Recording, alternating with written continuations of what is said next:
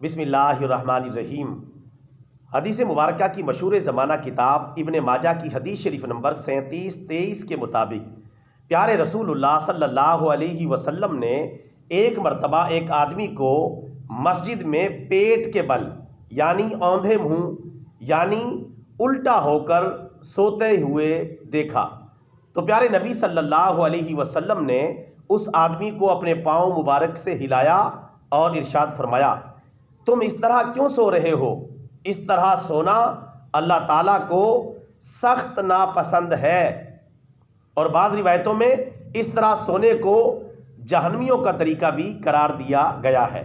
برادران اسلام، اس حدیث مبارکہ سے بالکل واضح ہو گیا کہ جب ہم سونے کے لیے تیاری کریں تو سوتے وقت ہمیں چاہیے کہ مسنون طریقے سے سوئیں، سنت طریقے کے مطابق سوئیں، اپنے دائیں ہاتھ کو اپنے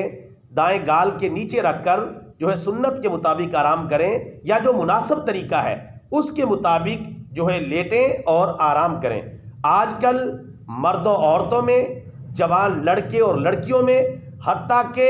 چھوٹے بچوں اور بچیوں کے اندر بھی یہ طریقہ بہت زیادہ رواج پکڑ چکا ہے کہ الٹے ہو کر سوتے ہیں، اوندھے منہ سوتے ہیں، پیٹ کے بل سوئے رہتے ہیں اور اسی طرح گھنٹوں سوئے رہتے ہیں۔ یہ طریقہ اللہ کو بھی ناپسند ہے اور پیارے رسول اللہ صلی اللہ علیہ وسلم کو بھی ناپسند ہے۔ لہٰذا اپنے بچوں کی شروع سے ایسی تربیت کریں کہ وہ اوندھے ہو کر نہ سوئیں، تاکہ بڑے ہو کر یہ بری عادت کہیں جڑ نہ پکڑ جائے۔ اسی طرح جو مرد و عورت ہیں ان کو بھی اس بارے میں اس سے احتیاط کرنی چاہیے۔ جوان لڑکے اور لڑکیوں کو بھی اس حوالے سے احتیاط کا دامن تھامنا چاہیے، کیونکہ اس طرح سونا ایک تو جہنمیوں کا طریقہ ہے، اور دوسرا اللہ عز و جل اور اس کے پیارے رسول صلی اللہ علیہ وسلم کو یہ طریقہ سخت ناپسند ہے۔